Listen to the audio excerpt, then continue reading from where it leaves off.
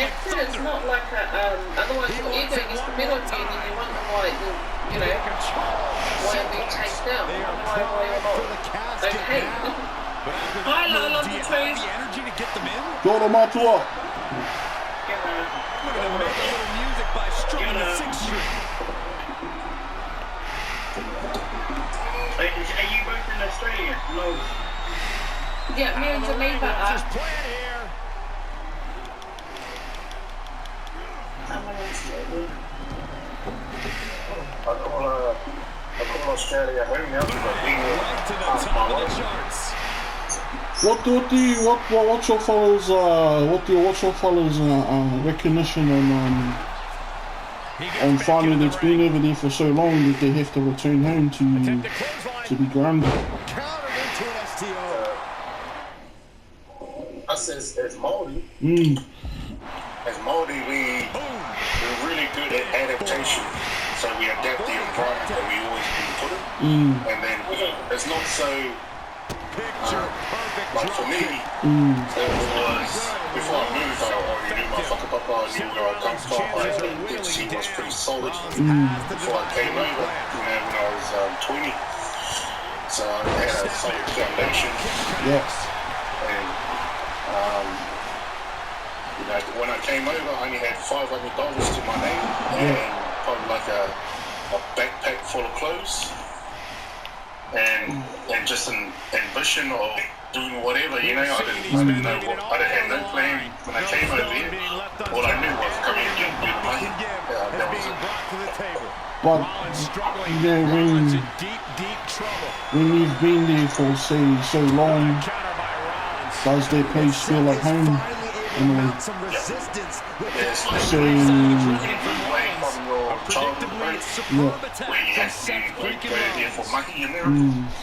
it becomes your home.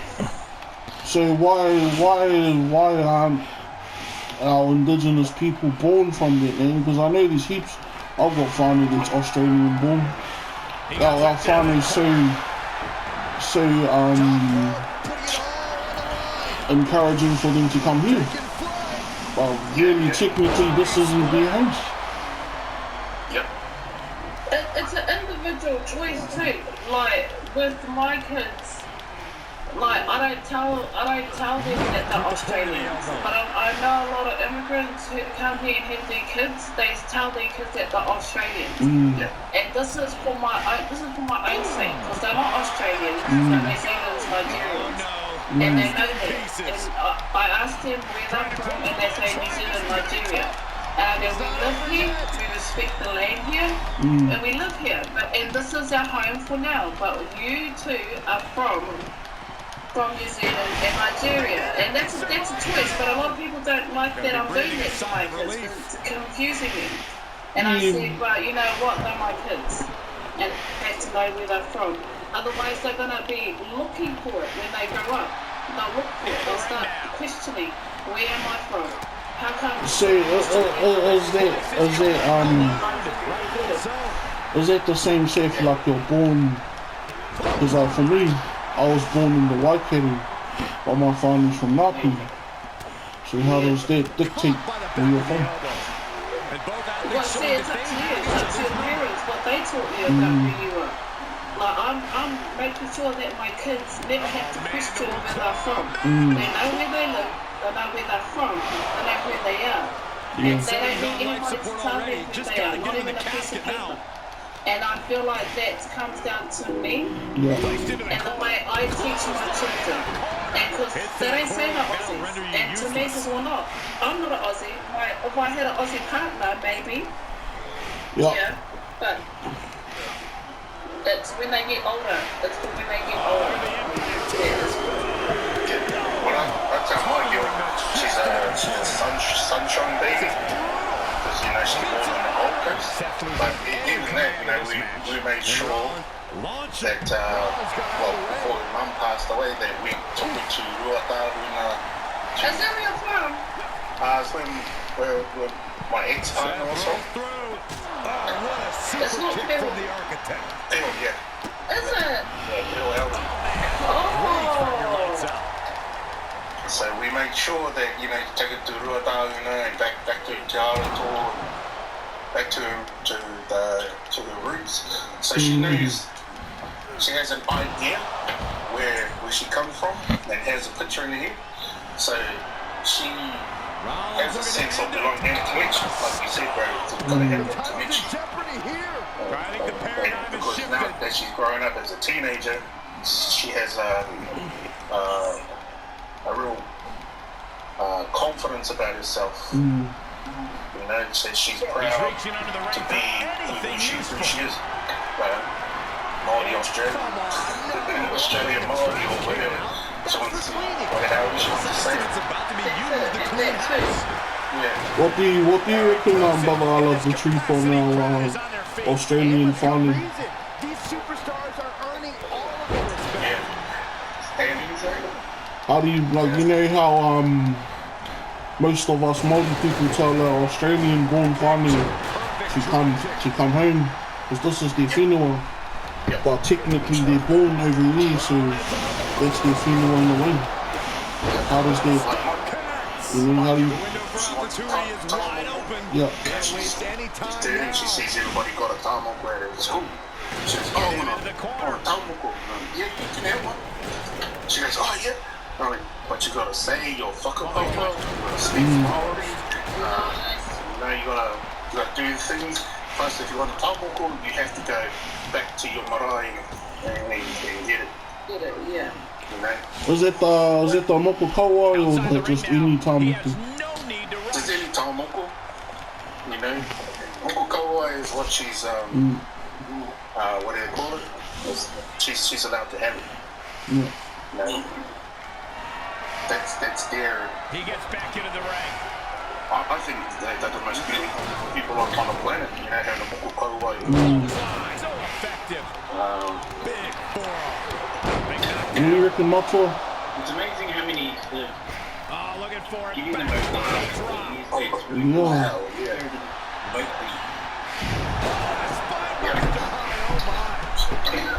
Yes.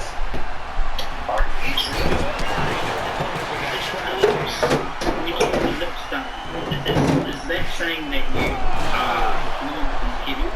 Is that how it works? Yeah. That's your full. Thank you. You're up, well. What a splash. I came over here Mandible claw. in 2000. When I left, But champion there wasn't a whole TV or anything like that when I left. But when I came back in 2002 to perform in Auckland, I had to represent Australia. I had to represent Australia on the Matatini stage. But when we got back there, man, it was just a whole different world. Like, we had a Māori version of Bob Marley. Never heard that before. They had Māori television. I've never seen that before. Yeah. You know, that was in a change of 2 years when I was in Australia. Well, you gotta think of the times have changed, times have adapted, times have accepted. You know, you gotta look at our tupuna in our grandparents' days. It wasn't cool to be Māori.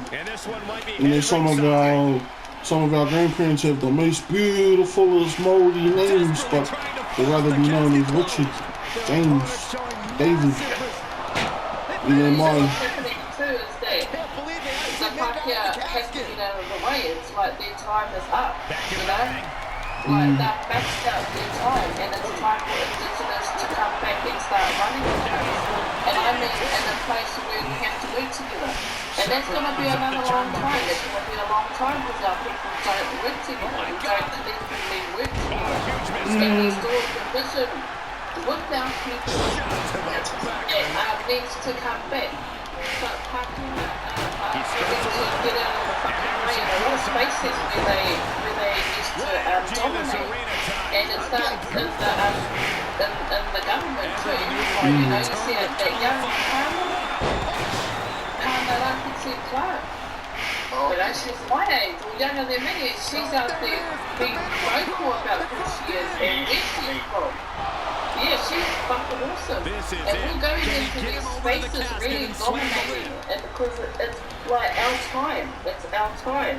They've been controlling us for far too long, and their time is coming to an end. And that's happening everywhere in the world.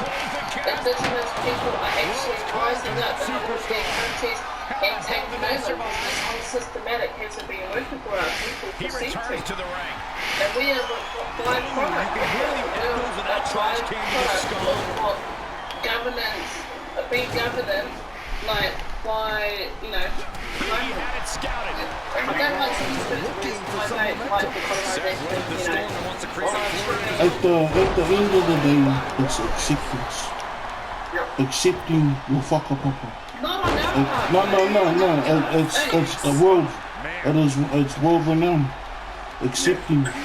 Acceptance of indigenous rising, indigenous people accepting who we are, indigenous people adapting to who they are.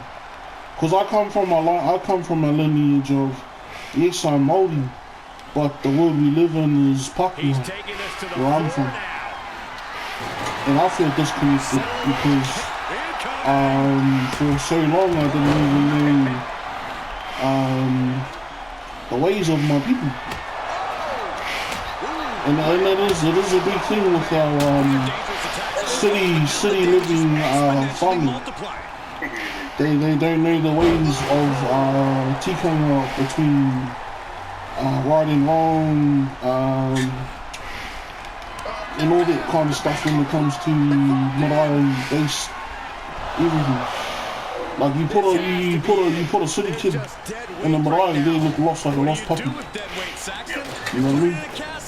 And it'll be the same for country kids who come to the city. They look like lost puppies. But how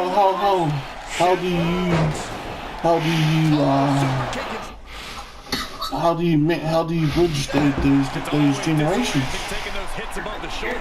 Yeah, how do you bridge the intergenerational gap between disconnected living and Te Ao Māori living? How do you... Straight up, it's just getting in there. And not having the shame of not knowing. And we can't that on a lot of people who don't know. Oh, you don't know the ways, but what's fucking shame? Well, when someone calls to you, cuz, do you know how to dive? Or nah, you're not a Māori. Does that diminish your mana? Mana iti your mana? It would, eh? Yeah.